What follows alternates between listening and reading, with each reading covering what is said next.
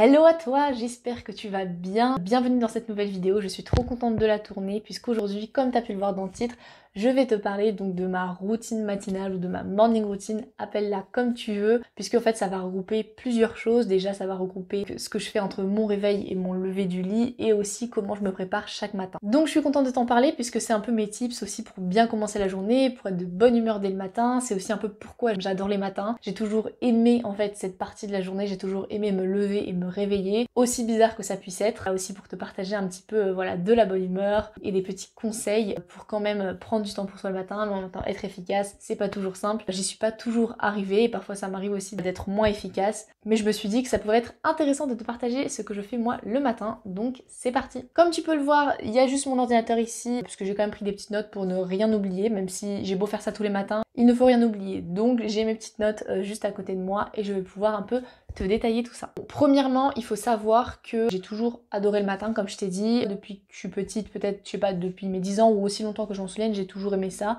J'ai jamais eu de mal à me réveiller le matin, à me lever. Je pense que de base, ça venait d'une très mauvaise habitude, du fait qu'en fait, j'étais stressée, tout simplement stressée d'être en retard pour l'école et de pas pouvoir faire tout ce que je voulais faire le matin quand j'étais plus petite. Après, c'est pas forcément une bonne raison, si c'est juste le stress et l'anxiété, c'est pas foufou, mais aujourd'hui, ma vie est beaucoup moins gérée par ces deux choses-là, et donc, bien heureusement, les raisons sont autres. Mais du coup, je suis quelqu'un qui n'a jamais eu de mal à se lever. J'étais toujours quelqu'un qui était du matin, et au final, je dirais que plus j'avance, et peut-être moins je suis du matin, entre guillemets, enfin, j'aime toujours autant me lever, me réveiller, et la matinée, le matin, même très tôt. Par contre, je parle un peu moins le matin, alors qu'avant, j'étais une vraie pipelette le matin. Vraiment, c'est hyper bizarre, personne n'est comme ça, j'ai l'impression.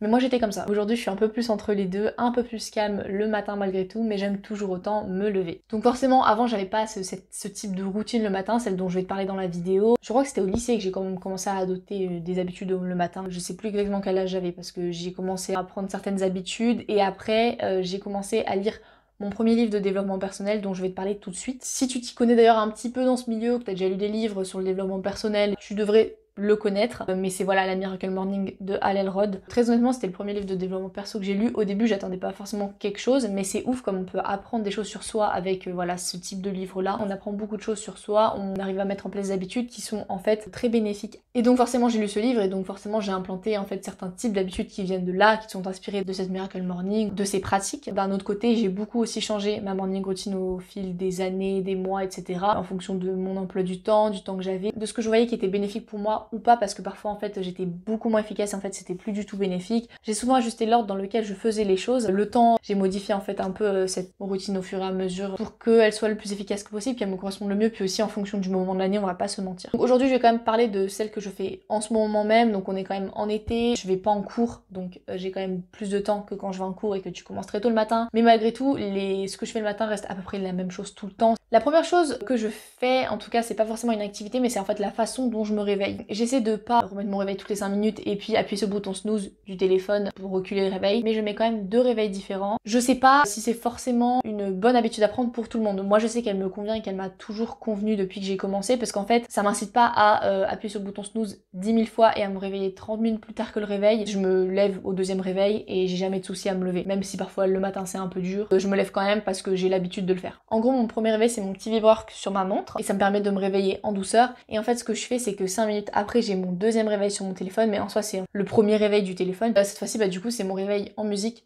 5 minutes après le réveil de la montre. Comme je te dis, pour moi c'est quelque chose qui fonctionne bien, mais si pour toi ça t'incite à te réveiller beaucoup plus tard, c'est peut-être pas la meilleure solution. Mais moi je sais que je me réveille directement au deuxième réveil. D'ailleurs la montre, je dors avec, elle est sur moi et le téléphone est juste à côté de moi sur la table de nuit. Ça m'empêche pas de me lever finalement. De la même façon, par exemple la télécommande qui gère mes volets est à côté de moi sur la table de nuit. Au deuxième réveil, j'ouvre en fait mes volets et j'ai quand même la lumière du jour qui vient, ce qui m'incite encore plus à me lever. La lumière du jour, ça me motive. S'il y a du soleil, encore plus. Donc j'ai vraiment envie de sortir de mon lit. Finalement, le fait de mettre 2 réveils pour moi, c'est un peu pour pouvoir quand même me réveiller en douceur et avoir 5 minutes pour me réveiller un peu dans mon lit avant de me lever. Et j'aime bien me réveiller en musique et pouvoir entendre ma musique et profiter de ça. Ça me donne envie de danser, donc de bouger et du coup de me lever. J'ai encore plus de bonne humeur pour le matin. Et vu que c'est mon deuxième réveil, je peux vraiment profiter de la musique que je mets. L'avantage en plus c'est que je change souvent de musique, c'est ma musique du moment, mais j'en ai plusieurs donc je change souvent, et ce qui fait que je me lasse pas non plus du réveil. Donc comme je t'ai dit, j'ouvre mes volets au deuxième réveil, j'attends un petit peu et directement j'ouvre ma fenêtre pour bien aérer, hyper important. Respirer l'air frais. Déjà que aérer c'est indispensable, mais en plus de ça, ça fait vraiment du bien. Bon, inutile de vous dire que la première chose après ça, c'est quand même d'aller aux toilettes. Voilà, on va passer cette étape parce que vraiment je vais pas m'étaler là-dessus. Et ensuite directement, donc je descends à ma cuisine pour me faire chauffer un café tout simplement. Comme je t'ai dit, je fais le jeûne intermittent, donc je ne déjeune pas le matin, mais je bois du café pour bien me réveiller. Et puis finalement, en buvant du café, j'avais pas vraiment faim de toute façon le matin. Pendant que mon eau chauffe, je profite quand même pour faire 2-3 étirements. Je vais en refaire après, je t'en parlerai. C'est pas très long, mais c'est juste me détendre un peu le corps, soit mes muscles, mes articulations, alors que ce soit des courbatures ou même parfois je suis un petit peu tendue de ma nuit, mon dos, mes épaules, etc. Donc ça me permet de réveiller mon corps une première fois un petit peu, et puis voilà, comme ça je patiente, mais je fais quelque chose pendant ce temps. Quand mon café est prêt, je remonte avec mon petit café dans ma chambre, puisque voilà, je vis pas toute seule, donc en fonction de qui est réveillé dans la maison, je fais quand même attention, c'est pour ça que je fais ma routine dans ma chambre, et je bois mon café tout en faisant ma lecture matinale. J'adore pouvoir lire le matin parce que déjà c'est hyper agréable avec la lumière du jour, mais d'autant plus qu'en fait dans la journée je prends pas le temps de lire dans la journée comme ça. J'essaie de le faire de plus en plus le soir, mais c'est pas encore une habitude bien ancrée, donc c'est vraiment quelque chose que déjà j'aime beaucoup garder le matin. Généralement c'est pas une lecture de fiction, c'est plutôt un livre voilà qui va m'apporter des connaissances, qui est instructif. Je lis tout le temps où je bois mon café, mon petit livre du moment, sur ma liseuse généralement, puisque j'ai une liseuse, donc c'est bien pratique. En ce moment j'essaie de faire toutes mes tâches 10 minutes pour être quand même efficace et pas avoir une routine qui s'étale, parce que comme tu vas le voir, je fais beaucoup de choses différentes. Parfois ça prenait plus de temps et du coup j'étais moins efficace sur ma routine. Donc j'essaie de lire 10 minutes max, boire mon café en 10 minutes max, et en fait ça va très bien puisque j'ai largement le temps de le faire. Deuxième étape de cette petite routine, je fais une petite méditation. Alors pareil, j'essaie que ça me prenne pas énormément de temps parce que je sais que la méditation ça peut durer le temps qu'on le souhaite finalement. Donc pareil, 10 minutes maximum. J'adore faire une petite méditation. La plupart du temps c'est une petite méditation guidée parce que de base c'était pas une habitude facile à prendre et que c'est pas quelque chose qui est facile de faire seul, mais j'essaie de plus en plus de le faire seul, ou alors voilà de juste mettre de la musique et de le faire finalement moi-même. Avec l'habitude en fait c'est un peu plus facile de le faire tout seul, donc de temps en temps c'est plus juste une musique méditative, parfois c'est des méditations guidées avec une voix qui me guide. Moi j'utilise l'application Insight Timer, elle est gratuite, je la trouve géniale parce que justement pour une application sur laquelle je ne paye pas, elle est extrêmement bien faite, donc je l'aime beaucoup. Le but de la méditation ça peut être maintes et maintes choses, généralement pour être dans l'instant présent, profiter, respirer, exercer la gratitude par exemple. Le but voilà peut être très personnel et très différent selon ce que tu veux, ça peut être aussi pour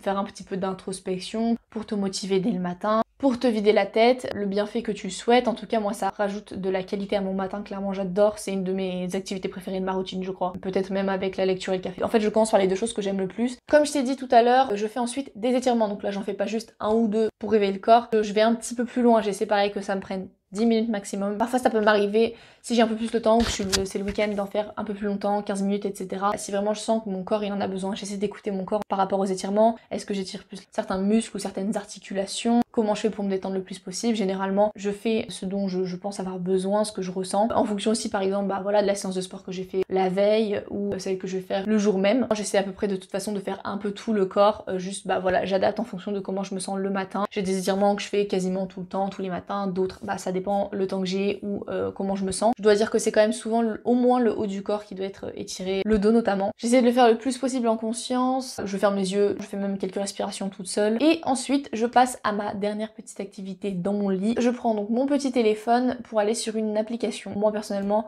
je n'utilise pas mon vrai téléphone de tous les jours le matin, que ce soit pour le réveil ou pour voilà si j'ai besoin de l'application de méditation ou de celle dont je vais te parler ou de regarder la météo, ça m'arrive. J'utilise mon ancien téléphone en fait sur lequel il n'y a pas de karting, il n'y a pas de réseaux sociaux, il y a juste les applications du matin dont j'ai besoin. Voilà, comme ça m'évite d'être trop dans le flow des réseaux, du téléphone tout de suite dès le matin. Il est aussi possible du coup voilà d'enlever les notifications de tous tes réseaux si par exemple t'as pas envie d'être submergé des matins par ça. Mais moi je sais que j'ai trouvé cette solution là pour pas tout de suite en fait allumer mon téléphone de tous les jours. D'ailleurs je l'éteins tous les soirs et je le rallume tous les matins. Bref, du coup qu'est-ce que je fais dessus? Je vais sur l'application Duolingo parce que j'aime bien pratiquer un petit peu une des langues que je parle pour maintenir un petit peu le niveau, parce que c'est pas quelque chose que je vais faire en pleine journée et j'ai quand même envie de pouvoir un peu maintenir mon niveau de langue. Donc généralement c'est plus voilà l'espagnol, l'italien par exemple. J'ai aussi commencé un peu le portugais en fait avec cette application, et ce qui fait que maintenant je me débrouille un petit peu. Ça reste le minimum en fait pour pratiquer un petit peu pour moi en fait chaque jour, surtout en étant souvent à la maison, en étant souvent en France. En ce moment j'ai pas de cours. Pareil 10 minutes maximum sur l'application, sinon je pourrais rester longtemps et faire plein de choses parce que je trouve ça très fun, mais c'est pas le but d'y rester 3 ans. Parfois je prends même 5 minutes. Juste après je vais quand même regarder la météo du jour pour savoir généralement comment je m'habille. J'aime bien aussi savoir le temps qu'il fait, tout simplement parce que si je sais qu'il fait soleil, je vais être de très bonne humeur. Et si je sais qu'il fait pas très beau, je vais pas être de mauvaise humeur, mais au moins je prépare mon mental au fait qu'il va pas faire beau aujourd'hui. Et au moins je serai pas déçue. Et ensuite, je sors du lit, tu vas me dire enfin. Mais en général, si j'arrive à être efficace, ça me prend 50 minutes max de faire tout ça. Directement, je m'habille puisque je viens de regarder la météo. Alors si j'ai cours le matin ou que je dois partir très tôt, la plupart du temps, mes vêtements sont prêts la veille, surtout quand j'avais des cours. Surtout la période avant Covid, on va pas se mentir parce que ça a beaucoup changé depuis. Même quand j'étais à l'étranger, je faisais un petit peu différemment, j'avais pas énormément de cours et j'étais à 5 minutes de mes salles de cours vraiment, donc c'était très rapide. Mais voilà, j'essaie de mettre des vêtements dans lesquels je me sens bien, en fonction de mon humeur, etc.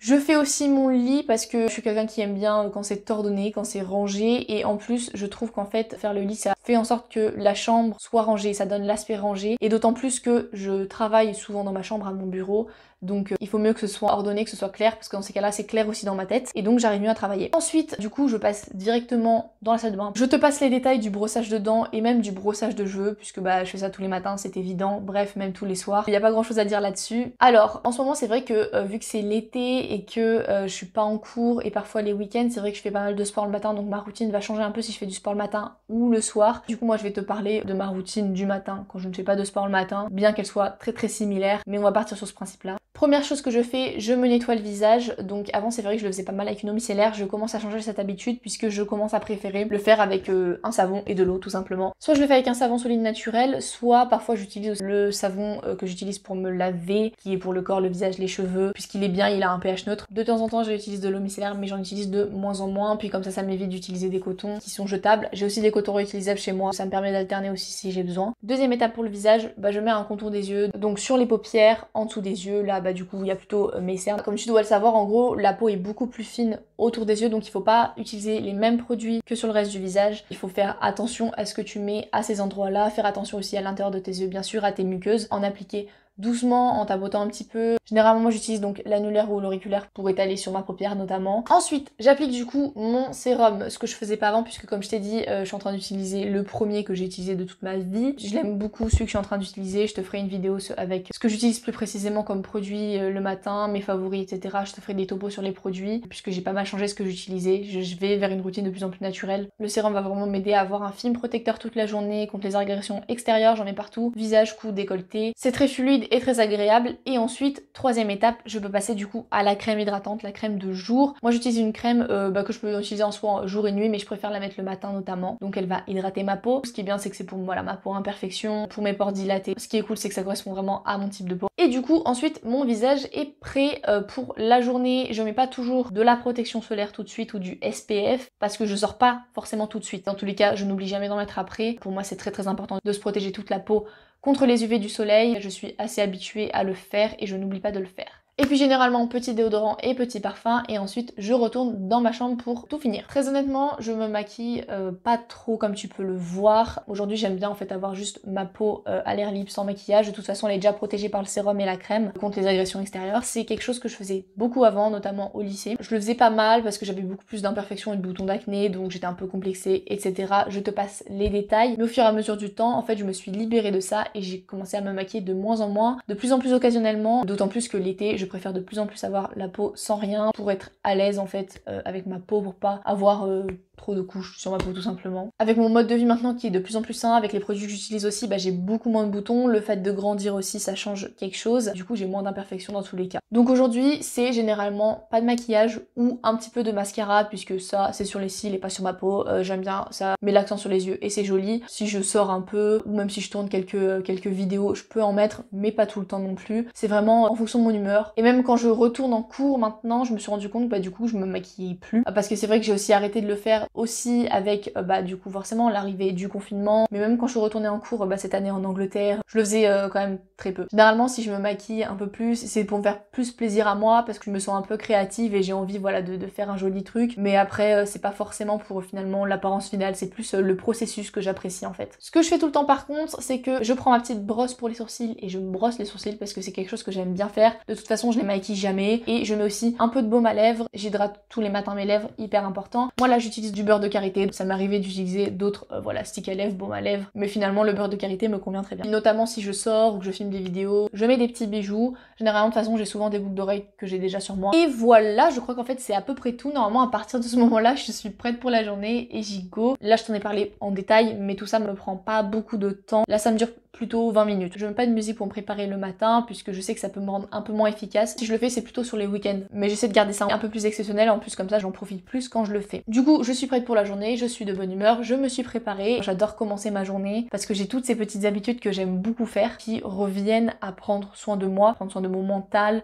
de mon corps, de ma peau. Généralement après ça je bois de l'eau parce que je sais que je l'ai pas fait avant et que le café ça déshydrate quand même. De toute façon j'essaie quand même de m'hydrater tout au long de la journée. Donc voilà, j'espère que t'as apprécié cette vidéo, que tu pourras prendre voilà quelques petites habitudes, quelques petits tips si tu penses que ça peut être du coup bénéfique pour toi pour le matin. J'espère que du coup tu vas pouvoir un peu plus apprécier tes matinées, te lever de bonne humeur. En tout cas moi c'est ma routine, c'est ce que j'aime bien faire. Je sais qu'elle a beaucoup évolué d'ici là et qu'elle est encore amenée à évoluer. Je reste pas fixe sur cette routine matinale. N'hésite pas à me dire en commentaire d'ailleurs si tu veux que je te fasse une autre vidéo sur ma routine du matin par exemple quand je vais en cours parce qu'elle est pas exactement pareille. N'hésite pas aussi à commenter la vidéo tout simplement en me disant de quoi tu voudrais que je parle. N'hésite pas à liker la vidéo, à t'abonner à la chaîne et moi je te dis à très vite dans une prochaine vidéo. Salut!